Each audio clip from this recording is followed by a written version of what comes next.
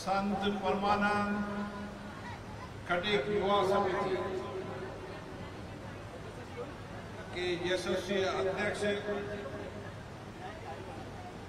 श्री विशाल खींची आज के कार्यक्रम में हमारे बीच में पधारे। आवाज जानी पड़ी। राजस्थान के ऊर्जा मंत्री श्री हीरालाल जी नागर साहब, हाड़ौती खटीक समाज के अध्यक्ष श्री रघुनंदन जी, संरक्षक दीपक खींची जी, संयोजक भूपेंद्र सामरिया जी और समाज के सभी पदाधिकारी, माता और बहनों और वह नौजवान साथी जो इस देश का भविष्य है, जो आने वाले समय के अंदर अपने कठिन परिश्रम से, मेहनत से, नए सोच से, नए चिंतन से, नए इनोवेशन से इस भारत को विकसित भारत बनाने के संकल्प को पूरा करें।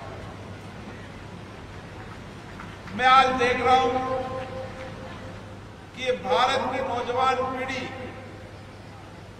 किस तरीके से अपने हुनर में, अपनी कार्यदक्षता में सफल हो रही है। अब समय दुनिया के अंदर भारत का समय, और भारत का समय इसलिए कि हमारी सबसे बड़ी ताकत है, वो ताकत हमारे नौजवान साथी हैं, और वो नौजवान साथियों का सामर्थ्य, उनका संकल्प, उनके सपने इस भारत की तस्वीर और तकदीर को परिवर्तन करने जा रहे हैं। हम सब संत परमानंद जी खटीक के विचारों, उनके जीवन दर्शन का अनुसरण करते हैं, उनके बताए गए मार्ग पर चलते हैं। मैं खटीक समाज को व्यक्तिगत रूप से जानता हूं, मेरा अधिकतम लोगों से व्यक्तिगत परिचय है। मैं कह सकता हूं इस समाज ने एक बहुत बड़ा परिवर्तन किया है। समाज की दिशा दशा के अंदर नया सोच, नया चिंतन आया है, और इसीलिए हमारी आने वाली पीढ़ी इस नए सोच और नए चिंतन के साथ इस समाज को भी आगे बढ़ाएगी, इस देश को भी आगे बढ़ाएगी। भाइयों बहनों, दुनिया के अंदर जितने देश हैं,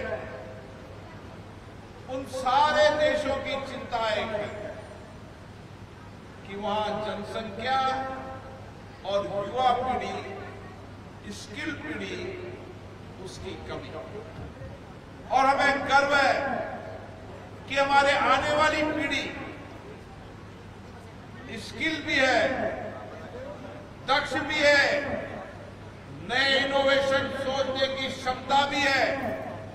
और इसीलिए जब मैं कहता हूं कि आने वाला समय भारत का है, तो मैं दुनिया के उन देशों की स्थिति को देखने के बाद मैं जितने देशों में गया, उन देशों की एक ही चिंता है कि हमारे आने वाली पीढ़ी कम होती जा रही है, हमारे नौजवानों की संख्या कम होती जा रही है।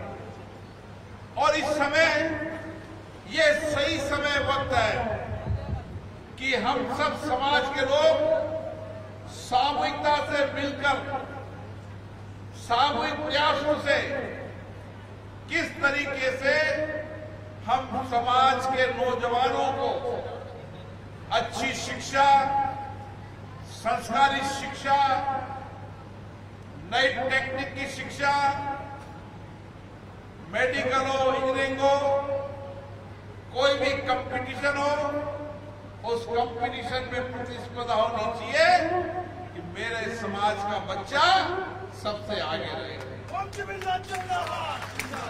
और इसलिए हमें इस पीढ़ी की चिंता करने की आवश्यकता है।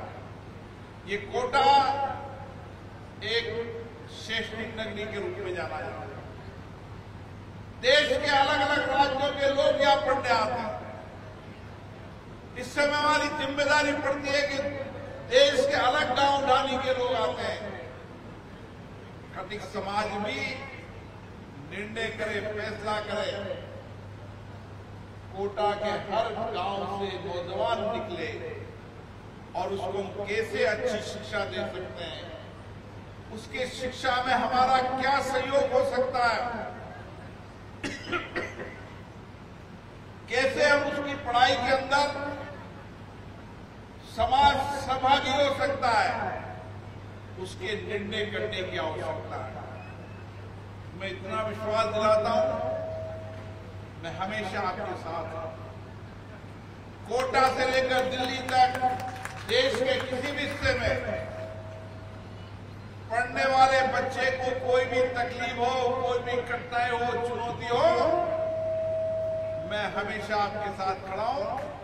हर चुनौतियों का समाधान करेंगे, उसकी हर कठिनाई, हर रुकावट को दूर करने का प्रयास करेंगे, ताकि समाज का बच्चा हर जगह नेतृत्व कर सके, अग्रिम पंक्ति पर नेतृत्व कर सके। जो समाज नेतृत्व करेगा तो आने वाली पीढ़ी को भी प्रेरणा मिलेगी, और ये प्रेरणा, ये प्रतिस्पर्धा उसको अच्छी शिक्षा की ओर ले जाने का काम करेगी। मैं सभी नौजवान विद्यार्थियों से निवेदन करना चाहता हूं, हर चुनौतियों से लड़ना सीखें। हर चुनौतियां नए अवसर को तलाशती है। कभी एक परीक्षा में उत्तीर्ण हुए, फिर दोबारा उसको चुनौती मान के ले, एक दिन सफलता मिलेगी मिलेगी, कोई रोक नहीं सकता।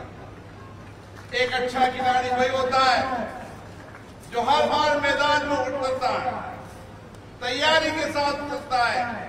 एक बार असफल होता है, लेकिन एक दिन वो सफलता प्राप्त करता ही करता है।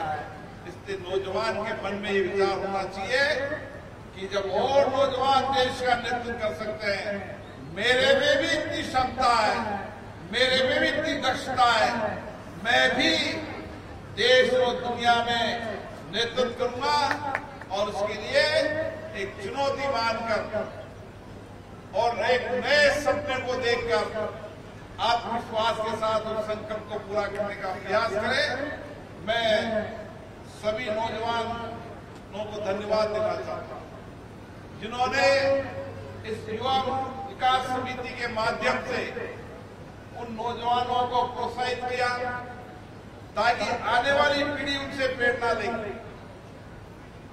और अगर वो केजीएफ में 95% नंबर आए तो अगली बार वो लिखेगी, मैं भी खटिक समाज के युवा मंच से 96 नंबर लेकर आऊंगी। ये प्रतिस्पर्धा हर नौजवान को होनी चाहिए। आप सबको, नौजवानों को बहुत बहुत शुभकामनाएं, बहुत बहुत बधाई, और आयोजकों को धन्यवाद जिन्होंने एक बेहतर कार्यक्रम किया। आप सबको धन्यवाद।